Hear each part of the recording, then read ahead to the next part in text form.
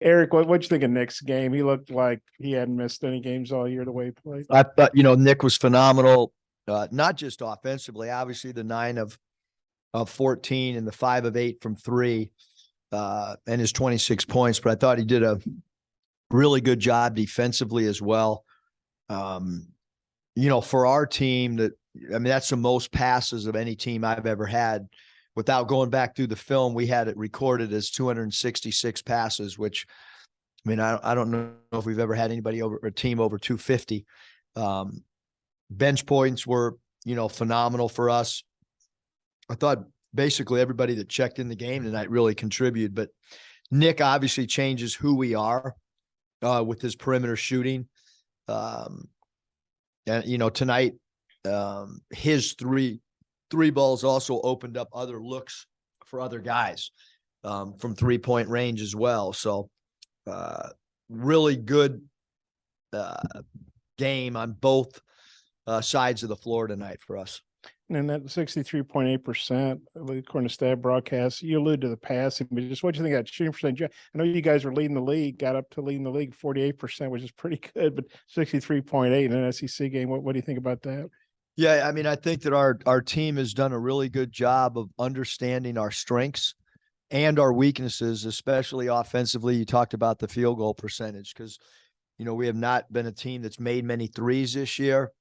But the team that we've had for much of the season is that's not exactly the team that we built. You can see the impact that Nick had and obviously, TB, it's been the guys that have played, I give them a ton of credit because they kept hanging around and they competed every night.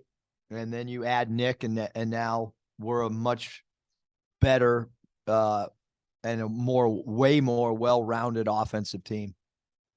Coach, along those lines, Nick, I think, was 1 of 8 from three before tonight since coming back. But did you think it was just a matter of time before those shots kind of started falling like they did tonight?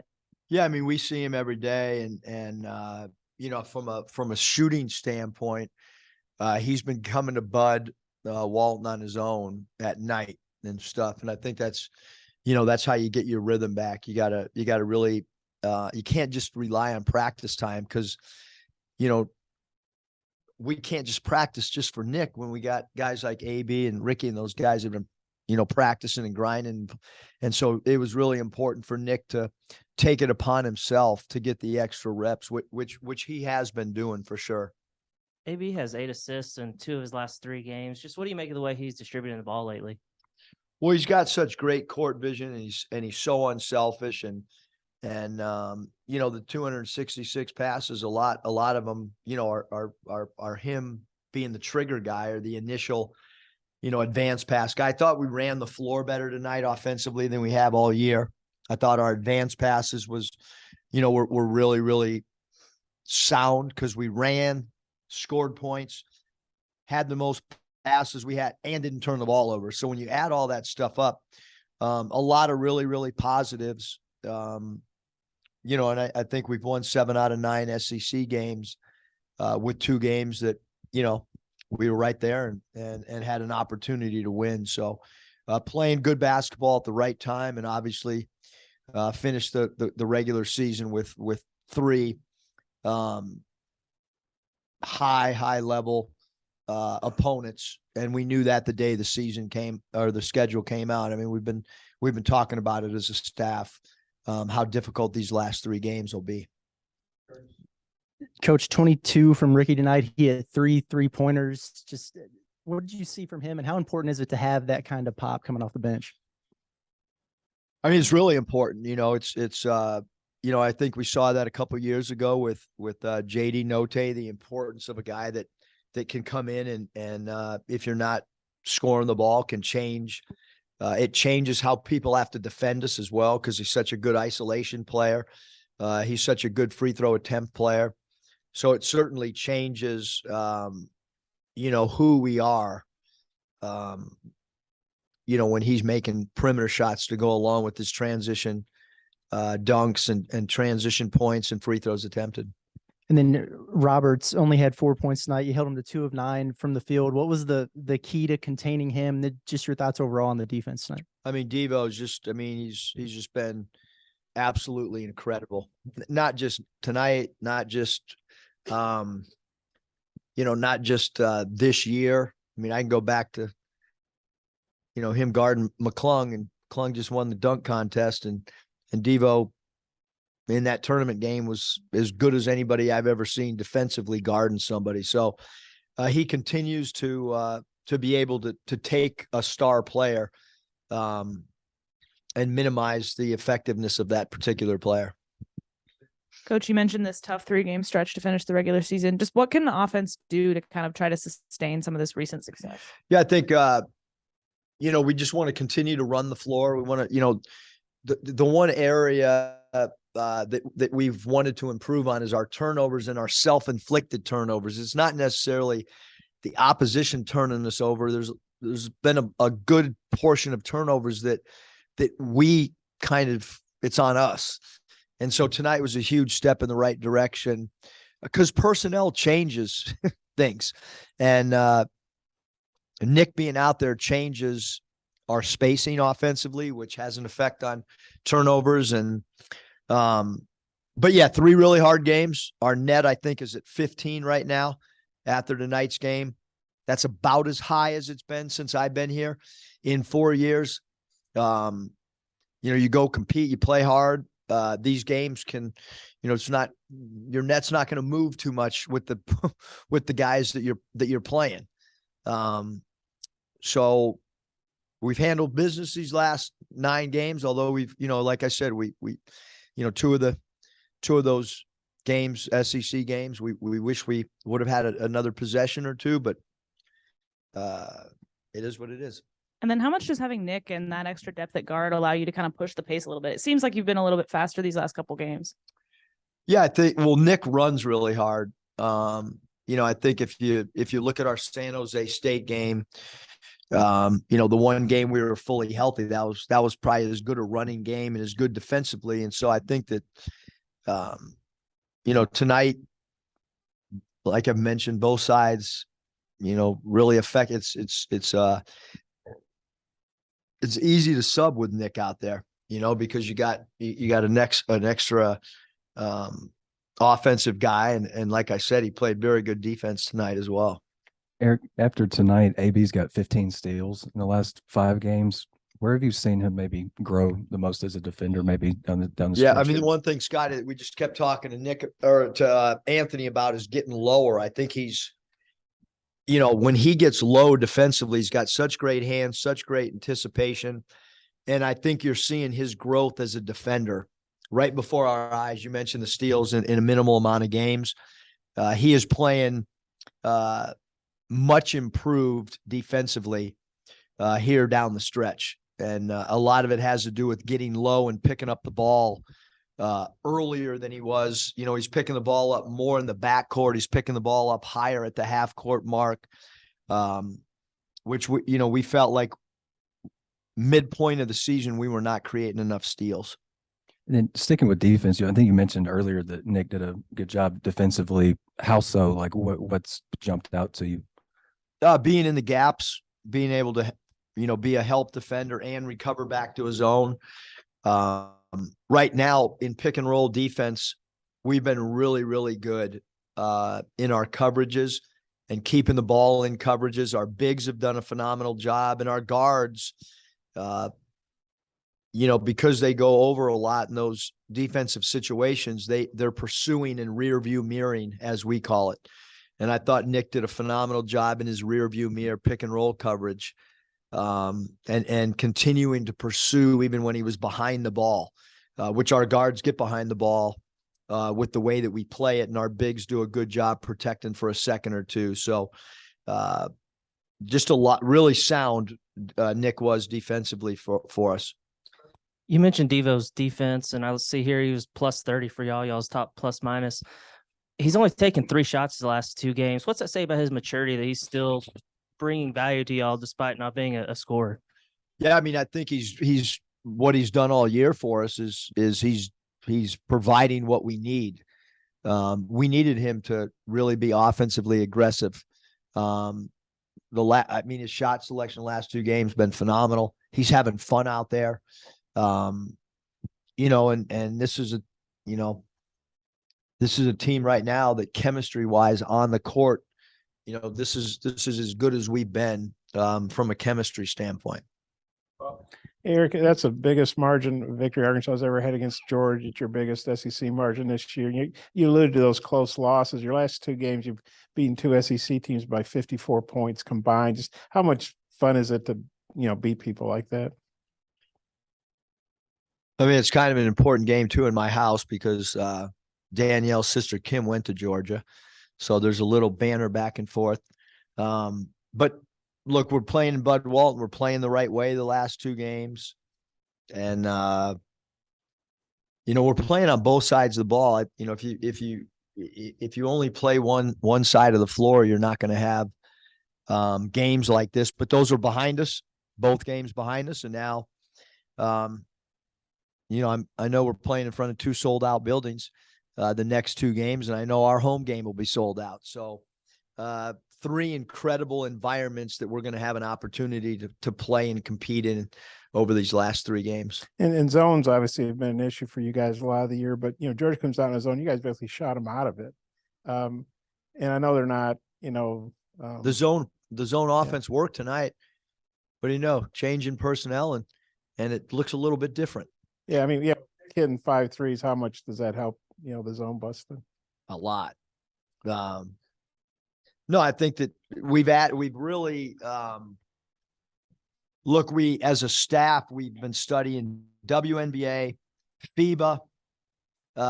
We've looked at about every zone clip that we possibly can.